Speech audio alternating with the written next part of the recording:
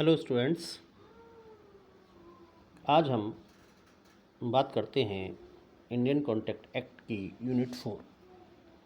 और यूनिट 4 में हमारा टॉपिक जो है वो सेल्स ऑफ गुड्स एक्ट 1930 है।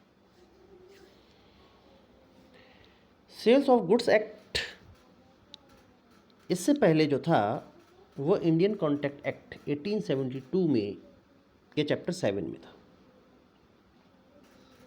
और उसके सेक्शन 76 से लेके 123 तक मेंशन था। पहले कॉन्ट्रैक्ट एक्ट के अकॉर्डिंग ही सेल्स ऑफ गुड्स के जो प्रोविजंस थे वो एप्लीकेबल होते थे, बट टाइम टू टाइम के अकॉर्डिंग ये सारी चीज़ों पर एप्लीकेबल नहीं होता था। उस टाइम का जो सेल्स ऑफ गुड्स था कुछ चीज़ें उससे छूट जाती थी। तो इसी चीज़ों को फुलफ़िल करने के लिए 1930 में एक एक्ट बनाया, माल विक्रय अधिनियम 1930। ये 1 जुलाई 1930 को इन्फोर्सेबल हुआ, ऑल ओवर इंडिया में एप्लीकेबल है ये, और जम्मू एंड कश्मीर को इसमें छोड़कर। और इसमें कुछ डिफिनेशंस दे रखी हैं। ये एक्ट जो बेसिकली है वो एप्लीकेबल कहाँ होता है? गुड्स पर एप्लीकेबल होता है, मूवेबल प्रॉपर्टीज़ पर एप्लीकेबल होता है। जो हमारी एसेंशियल गुड्स हैं, जो हम माल हैं, वस्तुएं हैं जो हम खरीदते बेचते हैं, उन पर एप्लीकेबल होता है। उनसे डिसाइडेड करता है ये अगर कोई डिस्प्यूट एराइज हो जाता है तो ये एक्ट उन पर गवर्न करता है। तो फर्स्टली तो इसमें बात करते हैं सेक्शन 2 क्लॉज 1 में बायर की बात दी गई है। बायर कौन होता है? क्रेता। तो buyer means a person who buys or agree to buy goods. क्रेता वह व्यक्ति है जो माल का क्रय करता है या क्रय करने का करार करता है। या तो क्रय करेगा, क्रय करने का करार करेगा, तो वो कौन होगा? क्रेता हो गया, यानी कि खरीदने वाला। यहाँ पर हमारा दूसरा है सेक्शन 2 क्लॉज 13 सेलर, जिसको हम विक्रेता कहते हैं। विक्रेता से तात्पर्य क्या है हमारा?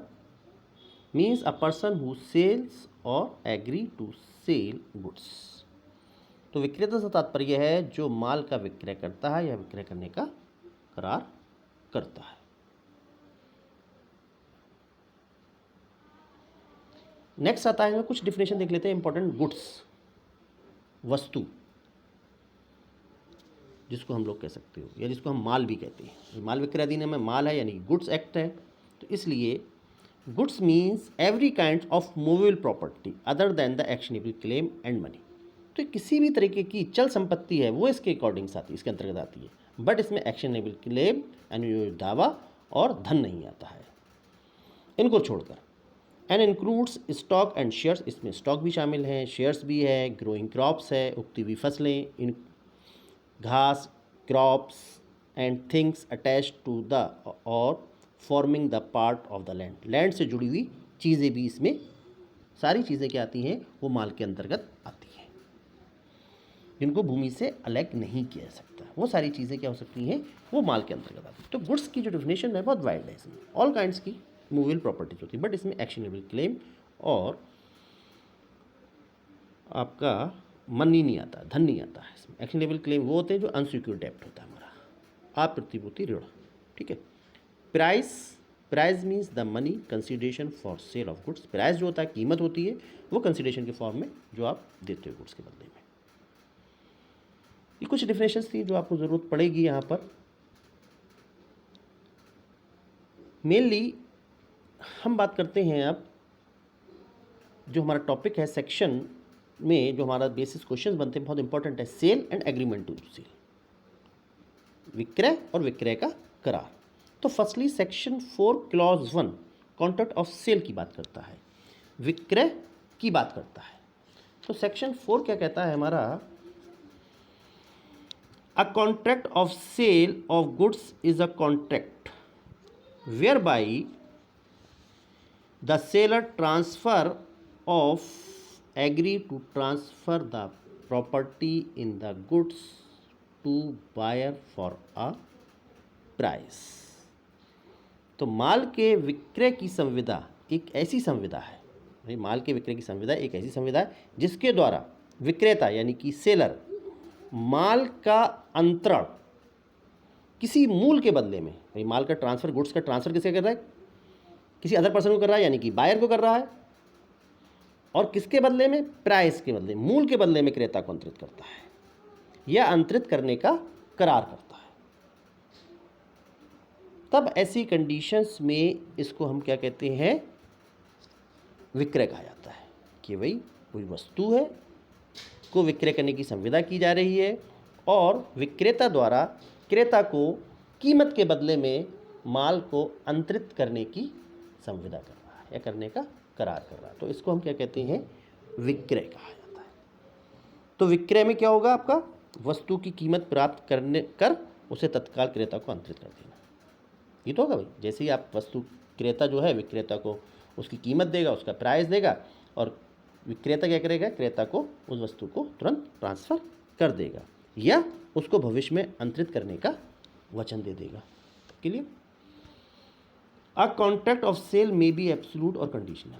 कॉन्ट्रैक्ट ऑफ सेल, विक्रय की संविदा या तो पूर्ण होगी यानी कि आत्यंतिक होगी या कंडीशनल होगी, सशस्त्र होगी, सेक्शन 4 की क्लॉज 1 के अकॉर्डिंग। अब जो हमारे सेक्शन 4 क्लॉज 1 है विक्रय, विक्रय में हमारे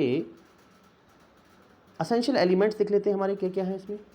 the essentials to constitute such as a contract, it is a contract between two parties.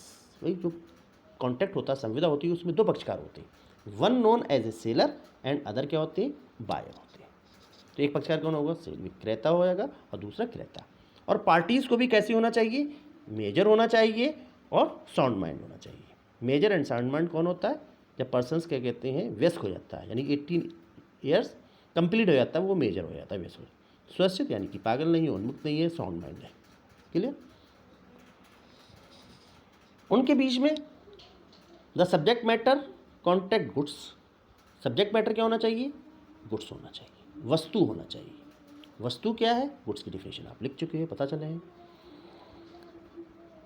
The seller should transfer or agree to transfer the property ownership in the goods to the buyer. Agreement किस चीज़ का होना चाहिए? Goods को transfer करने का, seller to buyer को। तो यानी कि यहाँ पर जब अमाउंट मिल जाता है, उसको पैसा मिल जाता है, तब ऐसी कंडीशंस में सेलर बायर को उस वस्तु का स्वामित्व अंतरित कर देता है, उसको अंतरित कर देना चाहिए। ठीक है? या तो अंतरित कब करेगा? या तो उसको तत्काल अंतरित कर देगा या भविष्य में अंतरित करने का उस पर अंतरित करेगा उसको। फिर the transfer of the property यानी कि ownership is the goods from the seller to the buyer in for the consideration as known. भाई किसके बदले में करेगा? सेलर जो है वो बायर को जो गुड्स ट्रांसफर करेगा, ओनरशिप देगा, वो एज ए कंसीडरेशन के फॉर्म में देगा। कंसीडरेशन क्या है यहाँ पर? एज ए प्राइस, कीमत, जो उसकी कीमत होगी उसके बदले में वो उसको पेमेंट करेगा। तो क्या क्या चीज़ होना चाहिए? यहाँ से पार्टीज होना चाहिए, 2 पार्टीज होंगी यानी कि सेलर एंड बायर, और वही चीज़ जो सारे कंडीशंस होते हैं कॉन्ट्रैक्ट में, सेलर और बायर होंगे, व्यस्क होना चाहिए, साउंड माइंड होना चाहिए, कंसेंट फ्री होना चाहिए, उससे कॉन्ट्रैक्ट वाले सारी कंडीशन एप्लीकेबल हो जाएंगी। फिर यहाँ पर दूसरी चीज़ क्या थी हमारी? गुड्स थी, वस्तु, माल, माल होना चाहिए। फिर थर्ड था हमारा transfer of the goods, goods का ट्रांसफ़र था। फिर फोर्थ वन था हमारा price of the goods, goods का price as a consideration form में। ये सेक्शन हमारा बात कर रहा था सेक्शन 4 क्लॉज 1 यानी कि सेल की बात कर रहा था, विक्रय की बात करता है, जो चीज़ आप सेल करते हैं। अब बात आती है एग्रीमेंट टू सेल। तो section 4 clause 3, where under a contract of sale the property in the goods is transfer from the seller to the buyer, contract is called a sale. क्या होता है? जब विक्रेता द्वारा क्रेता को कीमत के बदले में माल अंतरित कर दिया जाता है, तो वो क्या हो जाता है? या अंतरित करने की संविदा की जाती है, तो उसको कहा जाता है सेल कहा जाता है। नेक्स्ट है इसी में ही, but where the transfer of property in goods is to take place at the future timing or subject to some condition thereafter to be fulfilled, the contract is called agreement to sale। किंतु जहां माल की संपत्ति का अंतरण किसी आगामी समय में, इन फ्यूचर में, भविष्य में करने की बात हो रही है, या कोई ऐसी शर्त उसके ऊपर लगा दी जा रही है कि वो शर्त जैसे ही पूरी हो जाएगी, और इस तरह की अगर कोई संविदा की जाती है तो वो संविदा विक्रय करने का करार कहलाती है। कि विपक्षकार क्या है, वो एक एग्रीमेंट करते, एक संविदा करते हैं कि वो टाइमिंग कब होगी, वो गुड्स उसको ट्रांसफ़र कब की जाएंगी, इन फ्यूचर टाइमिंग में की, भविष्य में की जाएंगी, या कोई शर्त पूरी लगा दी गई उसमें वो शर्त पूरी हो जाएगी तब उस कंडीशन में की जाएगी। तब ऐसी कंडीशंस में कोई भी संविदा की जाती है, वो ऐसी संविदा एग्रीमेंट टू सेल होती, विक्रय का करार कहलाता है।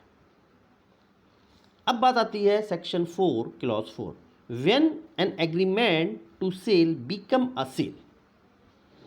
एक विक्रय का करार कब विक्रय बनता है, व्हेन द टाइम एलेप्स, जब समय जो है वो पूरा हो जाता है, समय व्यतीत हो जाता है, या और द कंडीशन आर फुलफिल, या कंडीशन पूरी हो जाती है, उसको जो कंडीशन इम्पोज की गई थी उस गुड्स पे लेके, यानी कि वो ट्रांसफ़र उसको गुड्स कर दी जाती, तब ऐसी कंडीशंस में एग्रीमेंट टू सेल जो है वो सेल में कन्वर्ट हो जाता है। ठीक है,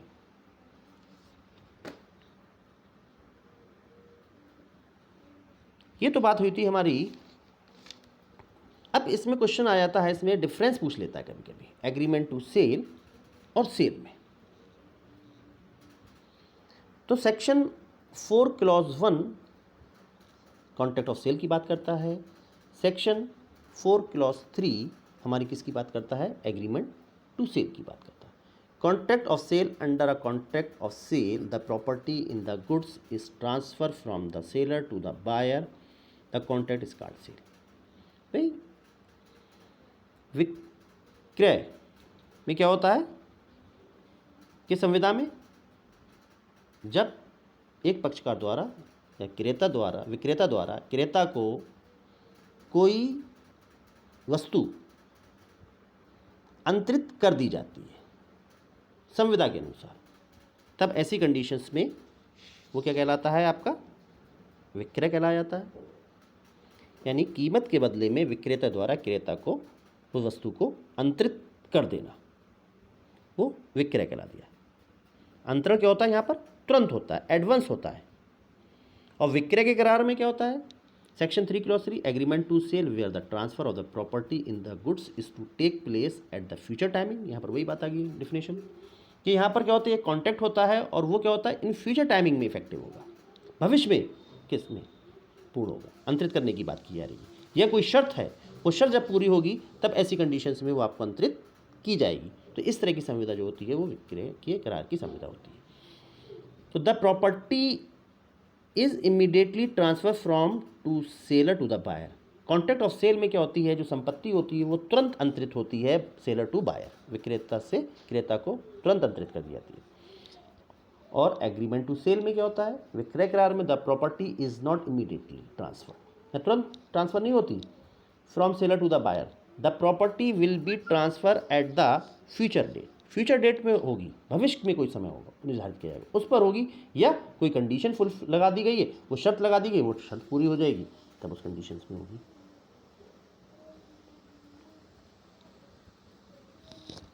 अ sale creates a right in रैम। भाई सेल में क्या होता है, राइट इन रैम होता है, सर्वबंदी अधिकार होता है।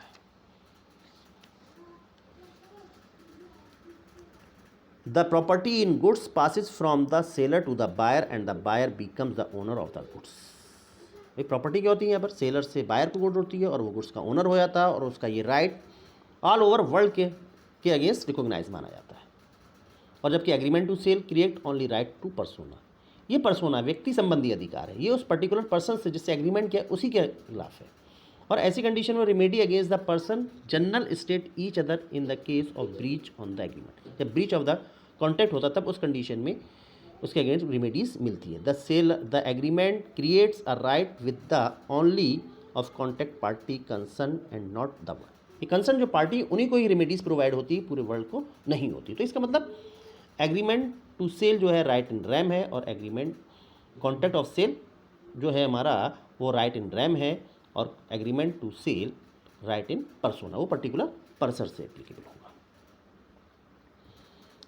अब agreement to contract of sale में a property in goods passes immediately to the buyer, तुरंत अंतरित हो जाती है। So if the goods are stolen or destroy the loss falls upon the buyer. भाई सेल में क्या होता है, वस्तु जो होती है वो तुरंत विक्रेता को अंतरित कर दी जाती है। अगर कोई नुकसान होता है या चोरी हो जाती है तो उसकी जिम्मेदारी क्रेता की होगी, बायर की होगी। हाँ, इन केस अगर कोई उनके बीच में कोई एग्रीमेंट ऐसा बन जाता है पार्टीज़ के बीच में, तब ऐसी कंडीशन में नहीं होगी, अदरवाइज होगी। एग्रीमेंट टू सेल में losses false upon the seller, seller के पास ही रहेगा, क्योंकि गुड्स ट्रांसफ़र कब आती है, इन फ्यूचर में या किसी कंडीशन के फुलफिल होने पर ट्रांसफ़र की जाती है। इमीडिएटली यहाँ पर गुड्स ट्रांसफ़र नहीं होती है, ऐसी कंडीशन में लाइबिलिटी यहाँ सेलर की रहती है। अदरवाइज अगर उनके बीच में कोई एग्रीमेंट हो जाता है इस तरह का, तब एप्लीकेबल हो जाएगा। इन सेल द सेल में sue for the price in the case default by the buyer, buyer default करता है तब ऐसी कंडीशन में सेलर पेमेंट के लिए सूट फाइल कर सकता है।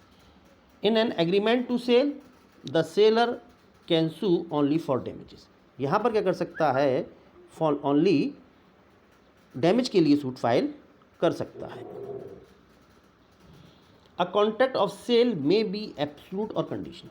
कॉन्ट्रैक्ट ऑफ सेल क्या होता है, ये पूर्ण होता है यानी आत्यंतिक होता है, और कंडीशनल होता है। दोनों चीज़ें हो सकती है इसमें, ये पूर्ण भी हो सकता है, एब्सोल्यूट भी हो सकता है, और कंडीशनल भी हो सकता है, सशस्त्र भी हो सकता है। And agreement to sale is always conditional, ये कैसा होता है, हमेशा कंडीशनली होता है, सशस्त्र होता है। तो ये टॉपिक है हमारा sale and agreement to sale, इसकी स्टडी कीजिए। अगर कोई प्रॉब्लम्स आती हैं तो नेक्स्ट लेक्चर हमारा होगा कंडीशन एंड वारंटी, उस पर हम डिस्कस करेंगे। नेक्स्ट टॉपिक भी हमारा बहुत इंपॉर्टेंट है, तो आप पहले इसकी फर्स्टली आप इसकी स्टडी कीजिए, उसके बाद अगर कोई प्रॉब्लम क्रिएट होती है तब हम देखते हैं। Okay, bye, good day.